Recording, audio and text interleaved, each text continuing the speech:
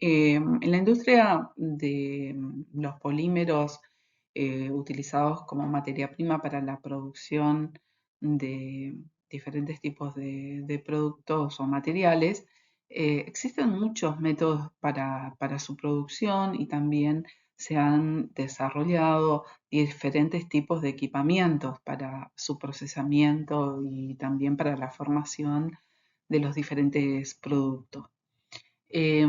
Cada uno de estos métodos puede afectar la calidad final del producto, el costo de producción y también la rentabilidad final del producto obtenido.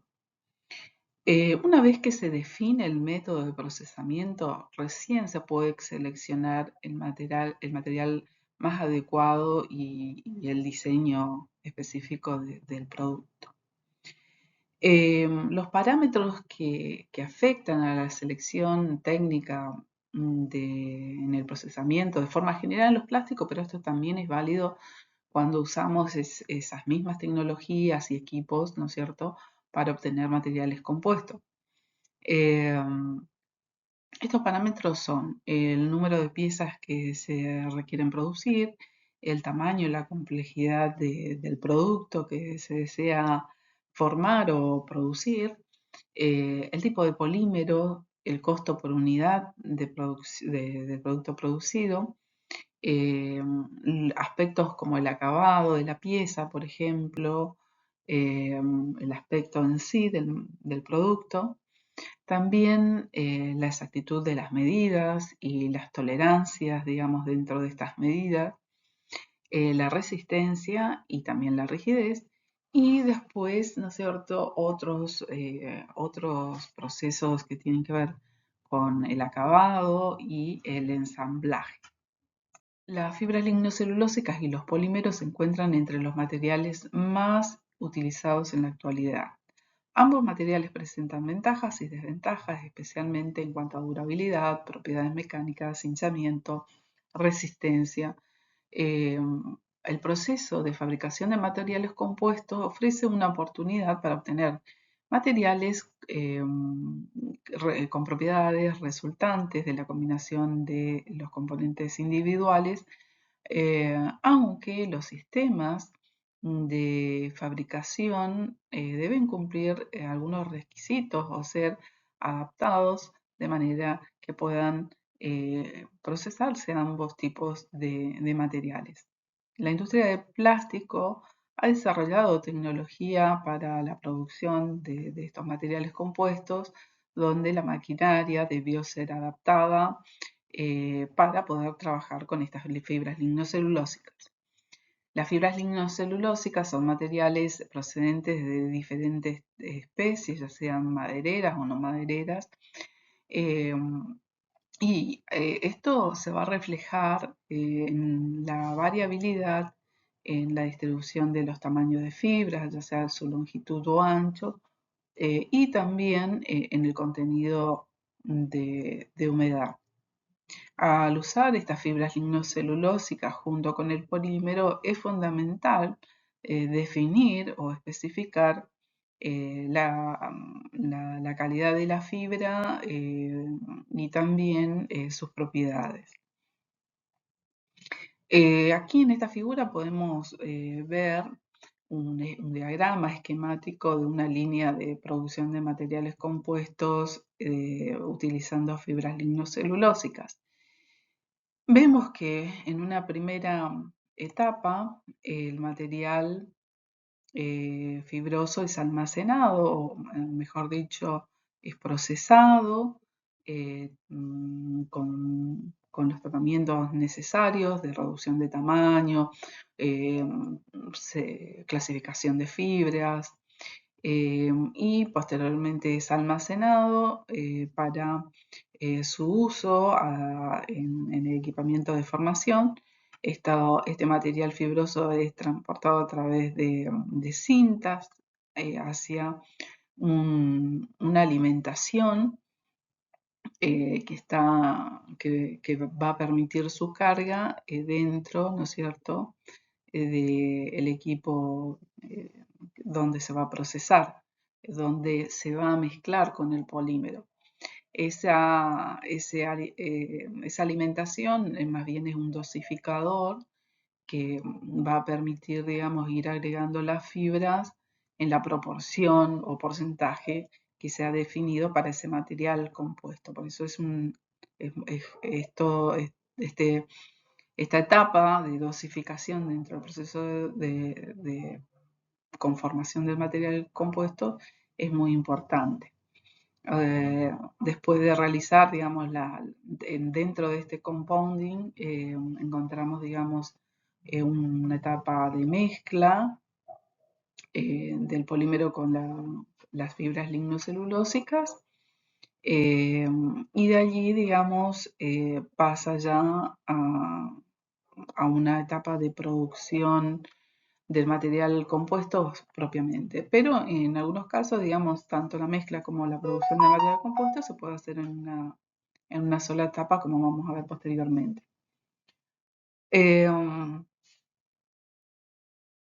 Esta tecnología de producción de material compuesto puede consistir en diferentes tipos de sistemas, por ejemplo, extrusión,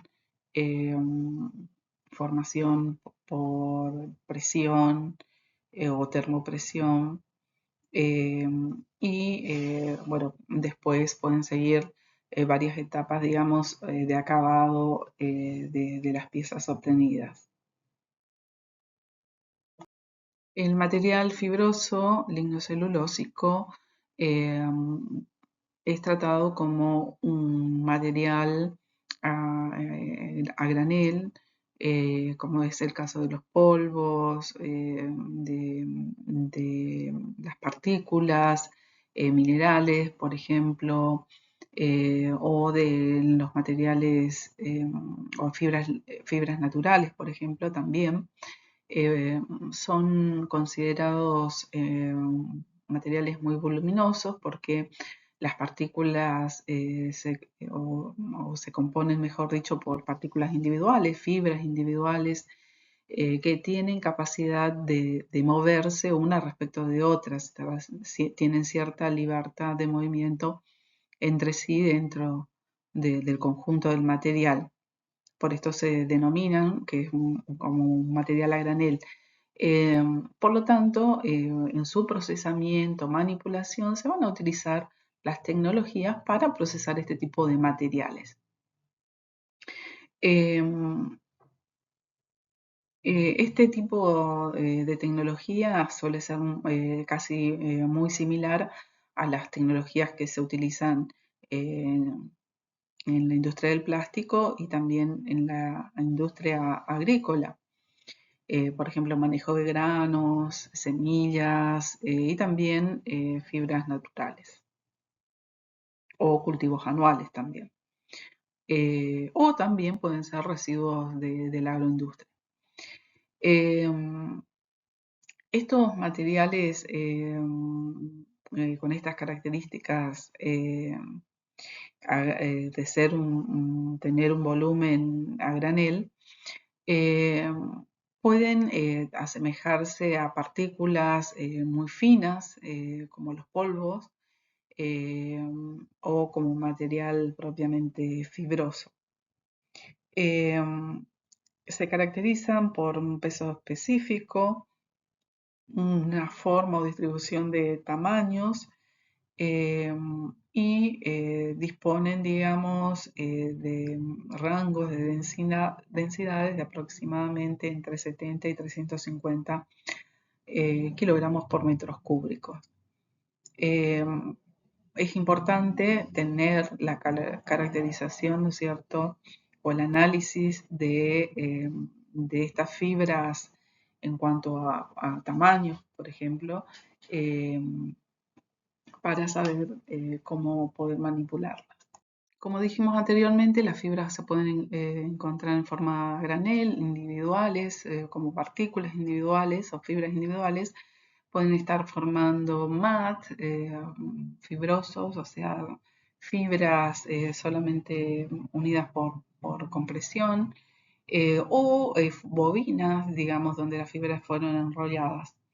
Estas fibras pueden ser guardadas en cajas, en bolsas de plásticos de gran tamaño, como se suelen usar en la industria, y también se pueden emplear silos para su almacenamiento. En el caso de producciones a gran escala, estas bolsas de plásticos o los hilos se suelen utilizar comúnmente. Dado que estas fibras lignocelulósicas son bastante usadas en la industria, existe equipamiento y tecnología para el almacenamiento y transporte. Son equipos que se pueden adaptar a la línea de producción de material compuesto. Un aspecto importante es la generación o formación de polvos durante la manipulación, por lo cual es importante diseñar correctamente la configuración del equipamiento y, también tener en cuenta este aspecto en el tema de la seguridad, porque cuando se concentra gran cantidad de polvo en el ambiente pueden ser puntos de ignición y generación de incendios en determinadas condiciones. Y también es un riesgo para la salud de los operadores o trabajadores de la planta, que deben utilizar, por ejemplo, barbijos en caso de determinadas concentraciones de polvo en el ambiente. En el caso de materiales a granel, normalmente es el almacenamiento, eh, se suele realizar en silos o estas grandes bolsas de plástico, desde donde son transportadas por eh, equipos de transporte neumáticos mediante el flujo de aire. Al diseñar el sistema neumático, bueno, hay que tener en cuenta la pérdida de presión, las diferentes dimensiones para el transporte, la longitud de transporte. En caso de fibras de madera se suelen utilizar transportes mecánicos como sistema de tornillos, cintas transportadoras y otros tipos como cadenas, por ejemplo. En el caso del transporte mecánico suele tener algunas ventajas, como por ejemplo generar eh, baja concentración de polvo en el ambiente, lo cual, digamos, evita los riesgos que mencionamos eh, anteriormente. Los sistemas de alimentación se clasifican básicamente según si el método de alimentación es continuo o discontinuo. También se pueden clasificar según el principio de alimentación, por ejemplo, alimentación volumétrica o gravimétrica. El principio de alimentación volumétrica calcula teóricamente la velocidad de alimentación utilizando la densidad aparente del material. Si hay un cambio, digamos, en la densidad, el alimentador se detiene. Este principio se utiliza si solo se tiene o sea, se tiene un material con una densidad aparente muy homogénea. En el caso de los sistemas gravimétricos, la pérdida de peso se mide por secuencia de tiempo. Se suele también denominar alimentador diferencial. Los sistemas gravimétricos se suelen utilizar normalmente para las mezclas de madera y plástico o fibras naturales y plásticos. Básicamente, digamos, estos son los sistemas de alimentación y dosificación de fibras. Entre las técnicas de procesado encontramos el moldeo por compresión, que es una de las técnicas más antiguas conocidas, que se realiza en un molde de 2 piezas que se coloca en vertical en una prensa de moldeo, como se ve en el esquema. En la mitad inferior del molde es la denominada mitad hembra o cavidad y el polímero o el pellet de material compuesto se carga en dicha cavidad. La parte superior del molde es la mitad macho o pistón o punzón. Durante el moldeo, el material polimérico o el material compuesto en forma de pellets o de otro tipo de forma se calienta en la cavidad para reblandecerlo y se le aplica presión por medio de la parte superior para ir rellenando por completo el molde. La máquina de moldeo controla la cantidad de material a fundir, los tiempos del ciclo, la temperatura y el calor aplicado durante el proceso. Las etapas de procesamiento en este tipo de técnicas comprenden la apertura del molde, la carga del material compuesto en forma de pellets o combinando polímeros y fibras, el cierre del molde y la compresión del material, la purga de aire y gases que puedan estar presentes o puedan quedar ocluidos en el molde, el endurecimiento del polímero por enfriamiento y apertura del molde para la extracción de la pieza. El tiempo del ciclo de este tipo de equipamiento va de 40 a 300 segundos. El equipamiento puede ser empleado con materiales abrasivos tales como fibra de vidrio, minerales y también con fibras naturales. Bueno, los requisitos para este tipo de equipos es que se empleen acero de buena calidad. Este tipo de técnicas eh, compiten con otras como por ejemplo el moldeo por inyección o transferencia. Se suele utilizar cuando se trabajan con resinas termoestables eh, y también con resinas fenólicas, epoxis, poliéster, melamina, formaldehído, urea, entre otros. Las ventajas más importantes de este método es que el recorrido del flujo del polímero es bajo, permitiendo así moldear polímeros con alta viscosidad o bajo melt flow o también resinas de endurecimiento rápido. Generan también bajas tensiones de cizalla o de corte, por lo tanto tienen mejor estabilidad dimensional. Los moldes suelen ser simples y si esto sobre todo se los comparan, por ejemplo, con moldes para inyección. Entre las desventajas se pueden mencionar que la calidad final de la pieza va a depender de las variables de procesos y también de las condiciones o diseños del molde.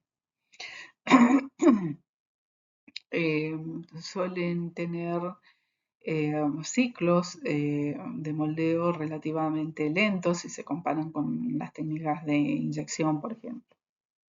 Entre los ejemplos de aplicación se puede mencionar la producción de placas para interruptores eléctricos, neumáticos de gomas, tapa de distribuidor para automóviles, entre otros. Entre las características de los productos que se obtienen por este método suelen encontrar, por ejemplo, marcas de cuando se extrae el producto del molde, eh, pero no suelen quedar marcas de la entrada del material. Los defectos más comunes son el llenado insuficiente del molde, la falta de material, pueden quedar burbujas por este aire o gases ocluidos, pueden presentar rebarbas y, como les decía, presentar marcas de la extracción. Este proceso de moldeo, moldeo por transferencia, es muy parecido al que vimos anteriormente, el moldeo de compresión. La carga del polímero se coloca en una cámara de transferencia, se funde. Esto puede ser tanto el polímero como el material compuesto, ya sea con el polímero o con la fibra.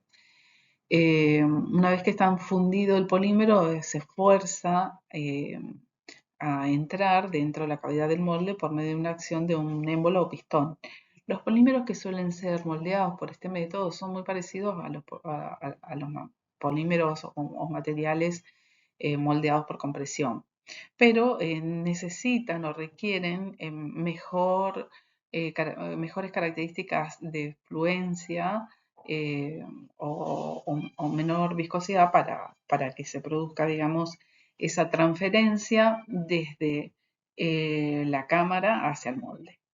Las etapas del proceso incluyen la carga del polímero o la mezcla, digamos, del polímero con las fibras en la cámara de transferencia, el cierre del molde bajo presión, la transferencia del material fundido desde la cámara al molde y mantener la presión hasta que el polímero o el material llene completamente el molde y comience a enfriar, a curar o solidificar.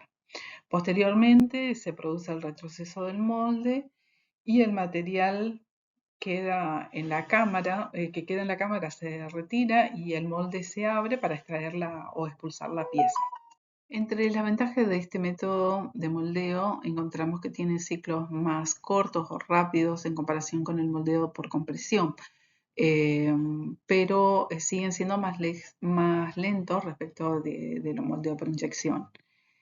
Son fácil de moldear a productos con paredes delgadas, formas relativamente complicadas, suelen generar menos rebabas en las piezas eh, y entre sus principales desventajas podemos mencionar mayor consumo de material en la colada o la entrada, eh, tienen mayor velocidad de cizalla o corte en comparación con el moldeo de compresión.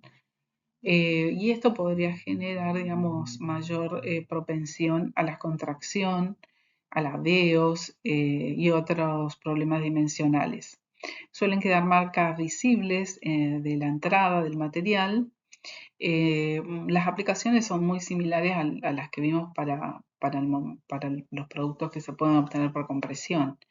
Eh, las marcas que identifican este tipo de procesos son la extracción y la entrada de la muestra. O sea, las marcas que pueden quedar por la extracción, ¿no es cierto? Y la entrada de la muestra desde la cámara. Los defectos comunes son llenados insuficientes, vacíos, burbujas, igual que en el caso del moldeo por compresión. Las máquinas y herramientas, como les mencioné, que se suelen utilizar en este tipo de moldeo, son muy similares al moldeo por compresión. Otro de los métodos de procesamiento es la extrusión. La extrusión es el método más usado para la conversión de polímeros y de materiales compuestos. Este proceso consiste en fundir el polímero dentro de la extrusora por medio de un husillo o tornillo que gira en su interior, como podemos ver en estas figuras. El polímero ingresa y también los aditivos, los refuerzos y la carga son dosificados junto con el polímero. Se produce la mezcla y el calentamiento a lo largo de todo el cilindro donde se encuentra este tornillo. Este tornillo gira dentro de un interior, ¿no es cierto?, que es una camisa calentada y va empujando el material en su rotación, forzándolo a salir, ¿no es cierto?, a medida que se va mezclando y fundiendo por una boquilla. Esta boquilla puede generar, por ejemplo, un filamento que es cortado para obtener los pellets, o esta boquilla puede estar conectada a una matriz y ir después llenando esta matriz para obtener diferentes formas deseadas. Aquí se puede ver de manera empleada también la sección de la extrusora con la tolva de alimentación eh, del cilindro, digamos, donde se encuentra el tornillo. Hay diferentes sistemas de dosificación de la extrusora. Este es el más sencillo, con un solo dosificador.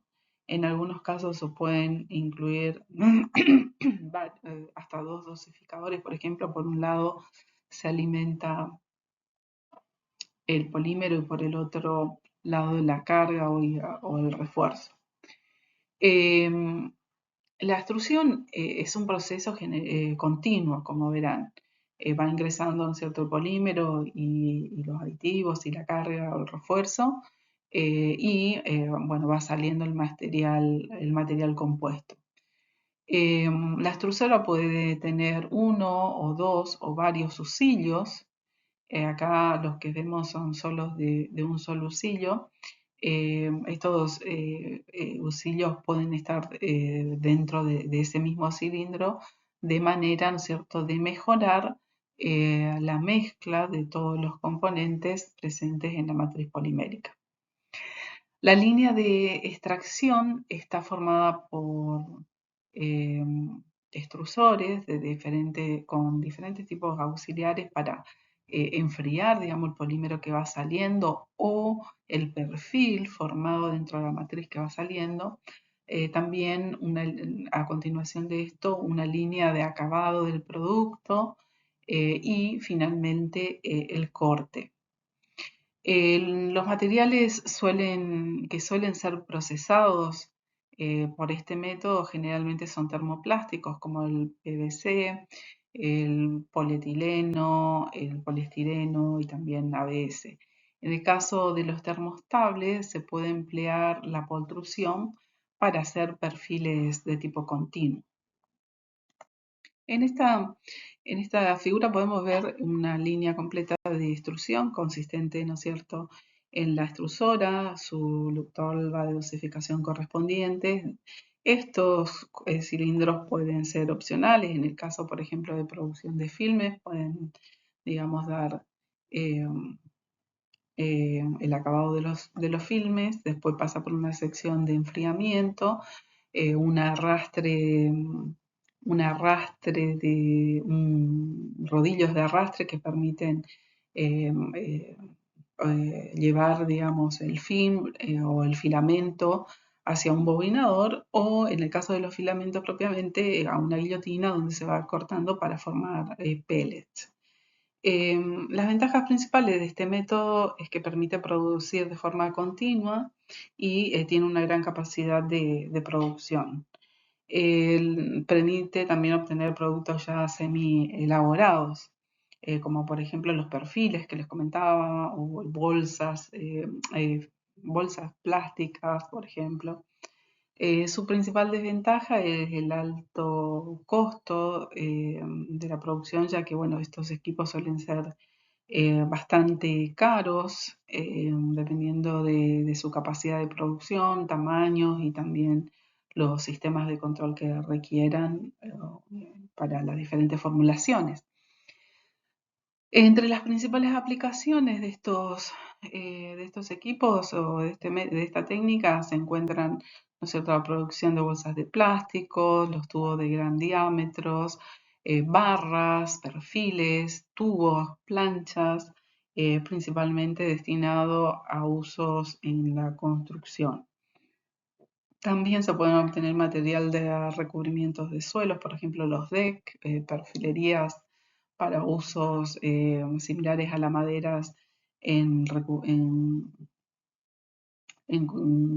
cubiertas exteriores, como vimos al inicio del curso. Las marcas que identifican a este tipo de procesos es que suelen ser piezas largas y continuas de sección constante. Entre los defectos que encontramos más comunes se tienen que ver con rayas producidas, digamos, durante el procesamiento, marcas de líneas de flujo, variaciones en el espesor, problemas en la impresión o partes que no se han fundido en el material. Eh, bueno, este tipo de procesos generalmente tienen una competencia entre los diferentes métodos o sistemas de extrusión. En el proceso de inyección es otro método muy utilizado por la industria de los materiales plásticos y de los materiales compuestos. Este proceso se puede utilizar para convertir polímeros termoplásticos y termoestables en piezas tridimensionales o con formas relativamente complejas. Y lo más importante, que las velocidades de producción son muy elevadas. Se basa en el uso de un husillo, como vimos también en la extrusora, pero este husillo va girando y moviéndose dentro del cilindro que está calentado.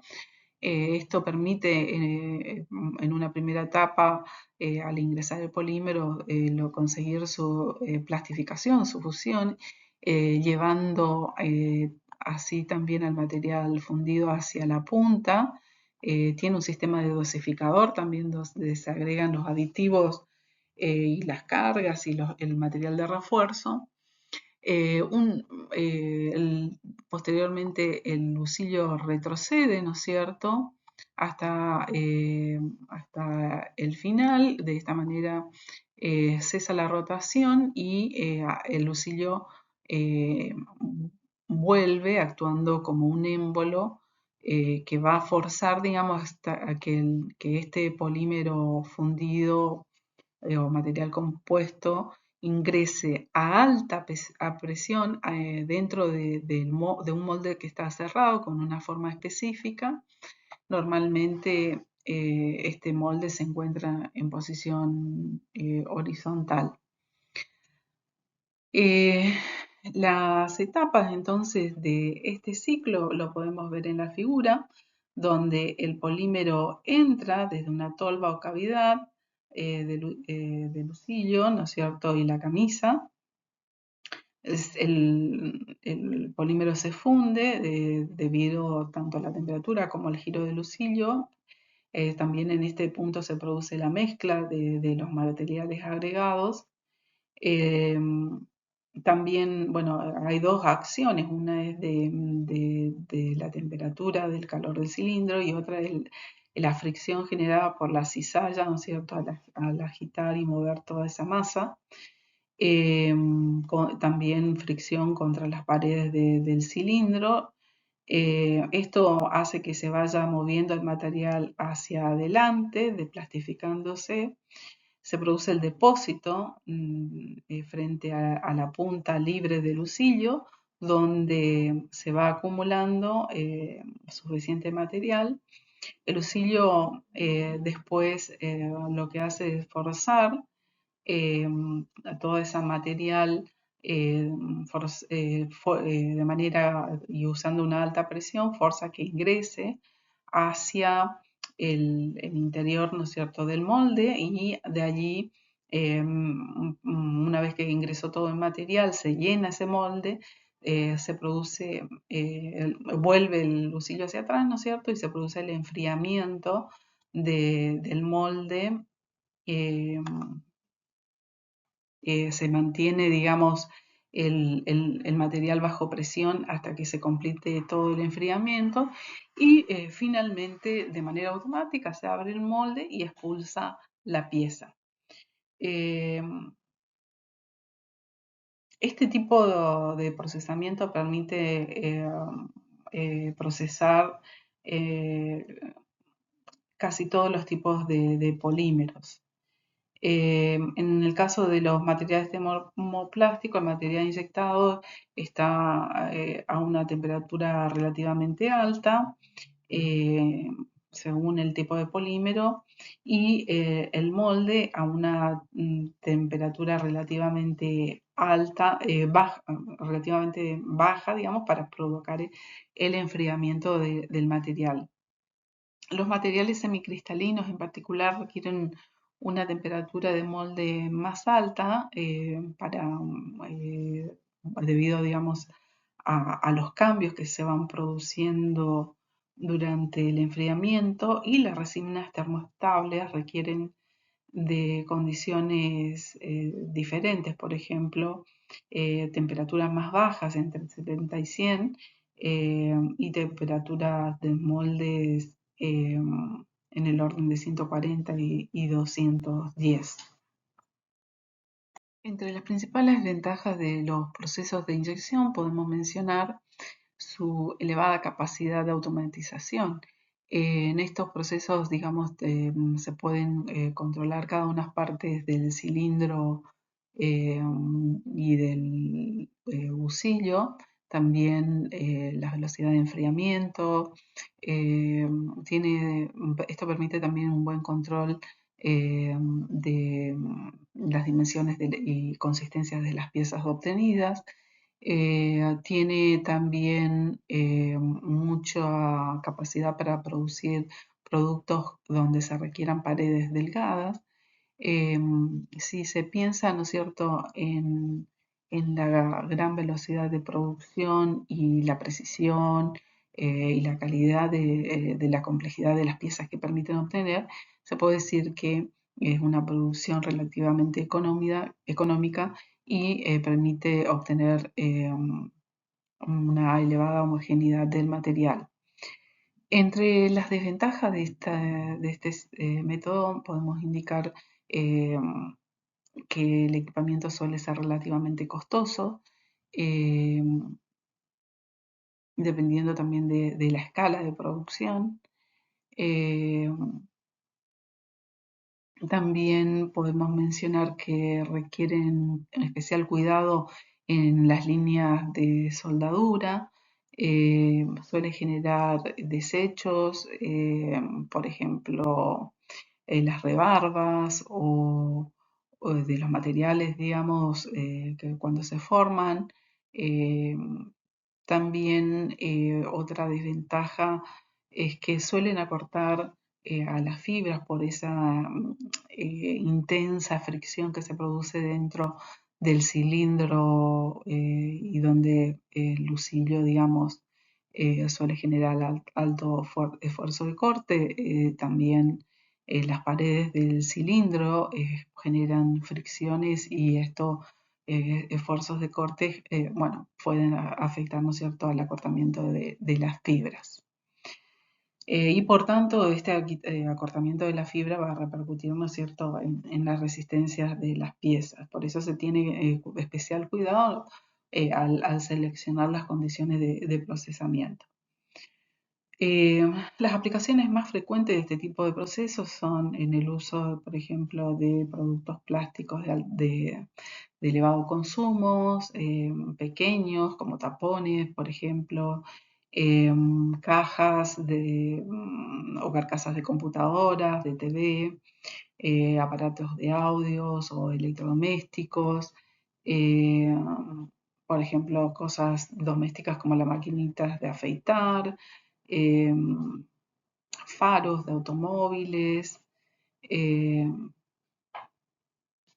También las marcas que suelen presentar los productos generalmente son las de entrada, las marcas de extracción, eh, marcas de partición de piezas cuando se tiene un diseño complicado, eh, o, o formas complicadas en impresión 3D.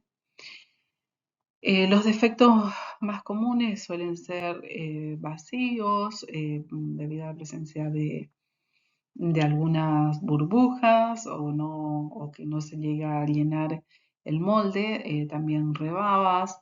eh, en algunos casos, cuando las temperaturas suelen sobrepasar las temperaturas de fusión del polímero o de la fibra, se pueden producir quemados o carbonización de estas fibras. Esto también puede generar, digamos, defectos por contracción, aladeo, tensiones residuales dentro del material que pueden generar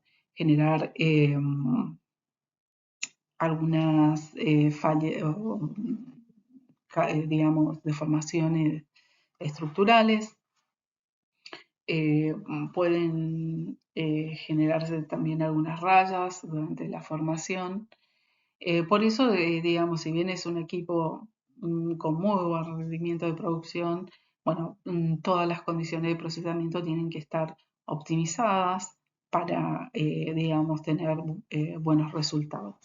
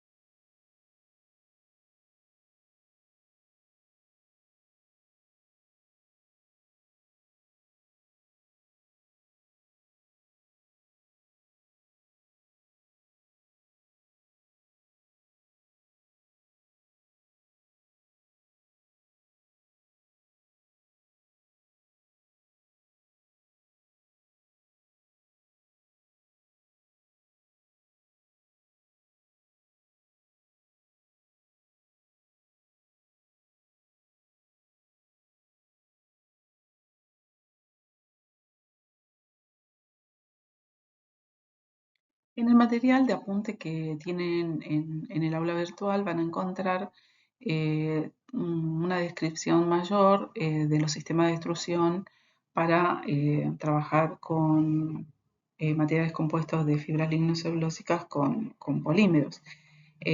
Principalmente van a encontrar que que estos equipos pueden presentar varios usillos dentro de su interior para facilitar la mezcla del polímero y las fibras lignocelulósicas por un lado y también con los aditivos que se agregan. Entonces, además de los diferentes usillos, van a encontrar diferentes tolvas de dosificación porque, como les decía, es importante el control de la dosificación durante la mezcla de todos los compuestos. De aquí en adelante me parecía interesante mostrarles cuáles son los criterios, digamos, para seleccionar el tipo de método de fabricación, ya sea de polímeros o de termoplásticos. Como les dije, nosotros hasta ahora vimos los principales métodos de fabricación de materiales compuestos. Hay otros que también van a encontrar en el apunte con mayor detalle, por ejemplo el soplado, pero es más específica para plásticos o polímeros en general, ya sea termoestables, termoplásticos. De aquí en adelante vamos a ir viendo los criterios, digamos, para la selección de método. Uno de ellos es la formación de las piezas. El moldeo por inyección permite obtener componentes de paredes delgadas y piezas complicadas con diseños, digamos, complejos.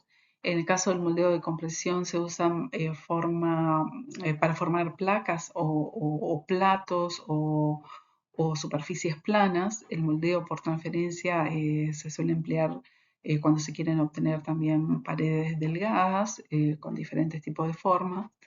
En el caso de la extrusión permite obtener pellets, como habíamos hablado, formas tubulares, barras y diferentes tipos de perfilerías, como hemos visto algunos, ¿no es cierto?, ejemplos al inicio del curso. También existe el moldeo por rotación para producción de artículos que son huecos, los termoformados, piezas en formas de conchas o encastradas. eh, Generalmente se usa para producir grandes superficies y espesores relativamente pequeños. En el moldeo por soplado se producen generalmente también artículos huecos.